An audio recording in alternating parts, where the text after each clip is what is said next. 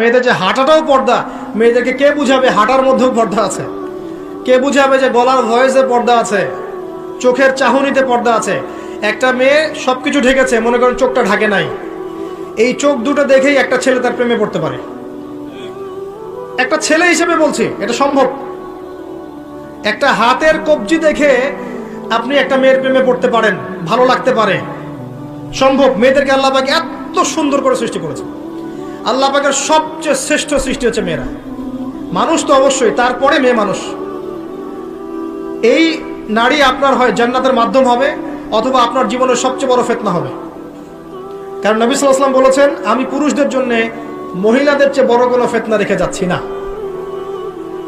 প্রচন্ড বড় ফিতনা হতে পারে, সাবধান। তো এখানে দেখেন মেয়ের হাঁটার বর্ণনা আল্লাহ পাক দিয়েছেন। এখনকার জেনারেশনে মেয়েদেরকে আপনি হাঁটা শেখান, রাস্তাঘাটে, শপিং মলসে, সব জায়গায় দেখবেন গেঞ্জি আর জিন্স আর টি শার্ট পরে, ফর্মাল পোশাক পরে, স্যুট বুট পরে ঘুরছে। মাঝে মাঝে পোশাকের এখানে ওখানে ফাড়া ছেঁড়া, এটাই নাকি স্টাইল।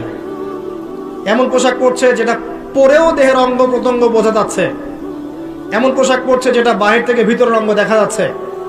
অমুসলিমদের পোশাক পরছে, ছেলেদের পোশাক পরছে, এগুলো সবই আখিরুজ জামানের সাইন। আখিরুজ জামানে এরকম মেয়েদের সংখ্যা বাড়বে। নিসাউন কাসিয়াতুন আরিয়া, এরা কাপড় পরেও নগ্ন থাকবে। মুইলাতুন মামিলাত, এরা মানুষকে আকৃষ্ট করবে, নিজেরও আকৃষ্ট হবে। এরা জান্নাতের গন্ধও পাবে না, যদিও জান্নাতের গন্ধ যোজন যোজন দূর থেকে পাওয়া যায়।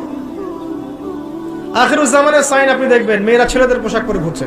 এখন এই শুআইব আলাইহিস সালামের মেয়ের মতো এদেরকে কে লজ্জা শেখাবে? নাই লজ্জা শরমের বালাই। স্যার ক্লাস নিচ্ছে, সে গোল হয়ে বসে আছে, কোচিং করছে। টিচার গায়রে মাহরাম, সে ক্লাস নিচ্ছে, পড়াচ্ছে, গোল টেবিল করে বসে আছে মেয়েরা।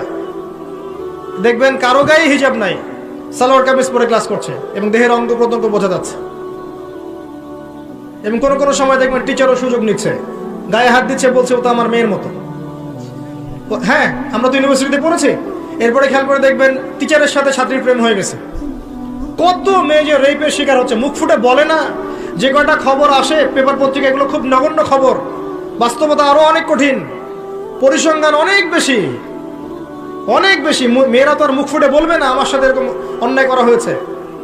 কিছু কিছু মেয়ে যখন বলে তখন আপনি খবর পান। অনেক মেয়ে প্রাইমারি স্কুল থেকেও, তারা প্রাইমারি লেভেল থেকে একদম বয়স যখন 10-15, এখান থেকে শুরু করে কলেজ পর্যন্ত ধর্ষণের শিকার হয়েছে, রেপের শিকার হয়েছে। গার্লফ্রেন্ড বয়ফ্রেন্ডের দ্বারা বা টিচারের দ্বারা, কোনো কোনো ক্ষেত্রে চলতে ফিরতে গুন্ডা মাস্তানের দ্বারা এটা হচ্ছে, ফ্রি মিক্সিং এর কারণে। ছেলে আর মেয়েকে আপনি একসাথে জড়িয়ে দিয়েছেন, এগুলো চলবেই। এখন অনেক সময় এমনও হয়েছে, মেয়ে পড়াচ্ছেন, চারপাশে গোল হয়ে বসে আছে ছেলেরা। আবার কখন আমরা এমনও দেখেছি যে কলেজে মাঠের মধ্যে বসে আছে ছেলে মেয়ে একসাথে গোল হয়ে, গ্রুপ স্টাডি। মিথ্যা কথা বলছে? Group study. কলেজে আন্দোলনের সময় দেখেছি, কোনো দাবি নিয়ে আন্দোলন হচ্ছে, দেখবেন যে এই যে ছেলে শুয়ে আছে মেয়ের কোলে মাথা দিয়ে, মনে হচ্ছে সে যেন তার স্ত্রী মনে হয়। এগুলো কি? এগুলো চলছে। এখন এখানে আপনি কিভাবে আপনার বাসায় পর্দা ধরে রাখবেন? কিভাবে সম্ভব? বেশি বেশি মেয়েদের যুগোপযোগী মাদ্রাসার প্রয়োজন, বেশি বেশি মেয়েদের ইসলাহি আলোচনার দরকার, মেয়েদের মধ্যে দাওয়াতি কাজের দরকার। এবং মেয়েদেরকে অনেক সময় দাওয়াতি কাজের অভাবে ভুল দাওয়াত দিয়ে বাড়ির থেকে বের করে নিচ্ছে, মাহরাম ছাড়া সফর দিচ্ছে। খেয়াল করে দেখেন, এমন অনেকও জামাত বের হচ্ছে মাহরাম ছাড়া জেলায় জেলায় সফর, দলিল দিচ্ছে, এটাও নাকি জিহাদ। নাউযুবিল্লাহ। কিভাবে হচ্ছে? কারণ আমরা যেহেতু ওদের দাওয়াতটা কমিয়ে দিচ্ছি, মেয়েরা মেয়েদের মধ্যে দাওয়াতি কাজ করছে না, দাওয়াত সংকীর্ণ, বেদাতিরা এবং ভ্রষ্ট যারা পথভ্রষ্ট, এরা ওদেরকে ঘর থেকে বের করে নিচ্ছে। ইসলামের নামেও বোরখা পরিয়েও বের করে নিচ্ছে। খুব অবস্থা খারাপ। আপনি খেয়াল করেন, দেখবেন এগুলো ধরতে পারবেন। তো এই বিষয়গুলো খেয়াল রাখেন। কোরআনের পাতায় পাতায় হেদায়েত আছে। আমি বললে অনেক লম্বা হয়ে যাবে, শেষ করছি এদিকে এসে। সর্বশেষ নবী আসেন মুহাম্মদ সাল্লাল্লাহু আলাইহি ওয়াসাল্লাম। তার জীবনে এই যে 23 বছরের মিশন, এই মিশনে সবচেয়ে বড় ভূমিকা কে রেখেছেন বলেন তো? তার স্ত্রী খাদিজা রাদিয়াল্লাহু আনহা। মক্কার 13 বছর মানুষ তাকে যতটা না বিশ্বাস করেছে, খাদিজা রাদিয়াল্লাহু আনহা শুরু থেকে তার পাশে ছিলেন। শেষ বয়সে গিয়ে নবী সাল্লাল্লাহু আলাইহি ওয়াসাল্লাম তার কথা বেশি বেশি বলতেন। আয়েশা রাদিয়াল্লাহু আনহা স্বভাবগত কারণেই, একটা মানবিক, একটা মেয়েদের আচরণগত কারণেই জেলাস ফিল করতেন যে আপনি তার কথা বারবার কেন বলেন।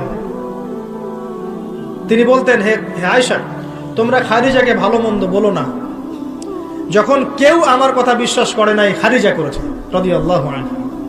তিনি এমন একজন মানুষ ছিলেন যিনি তার প্রতিপত্তি, সম্পদ, সামাজিক খ্যাতি সবকিছু ইসলামের কল্যাণে ঢেলে দিয়েছেন। হেরা গুহায় নবী সাল্লাল্লাহু আলাইহি ওয়াসাল্লাম যখন বসে থাকতেন, তিনি গিয়ে খাবার পানি দিয়ে আসতেন। হেরা গুহায় একবার উঠে দেখেন কত উঁচু, কত কষ্ট। আমরা যুবক বয়সে উঠতে পারবো না, এখন সহজ, তারপরেও কষ্ট আছে। এখন না হয় সহজ, ওই সময় কি সিঁড়ি ছিল? তিনি এভাবে উঠতেন, খাবার দিতেন। চিন্তা করে দেখেন, একজন নারী এই কাজটা করতেন। এবার আসেন, খাদিজা রাদিয়াল্লাহু আনহার বান্ধবীদেরকে খুঁজে খুঁজে নবী সাল্লাল্লাহু আলাইহি ওয়াসাল্লাম গোশত হাদিয়া পাঠাতেন, তাকে এত ভালোবাসতেন। জিবরাইল আলাইহিস সালাম এসে খাদিজা রাদিয়াল্লাহু আনহাকে সালাম দিয়েছেন। নবীজিকে বলেছেন, ওই যে খাদিজা আসছে ইয়া রাসূলুল্লাহ।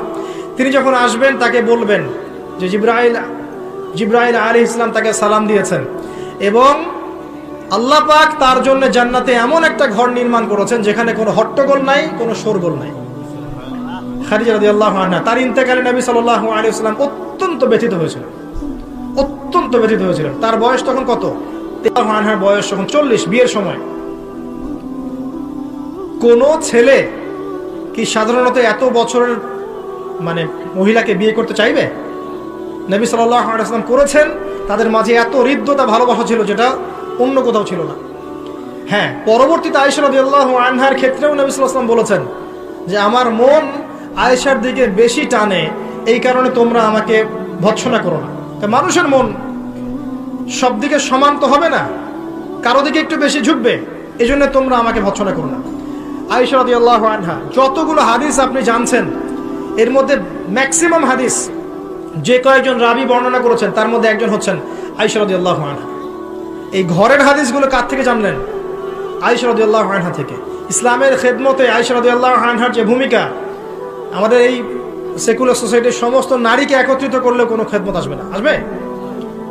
তো এগুলো আমাদের দৃষ্টান্ত।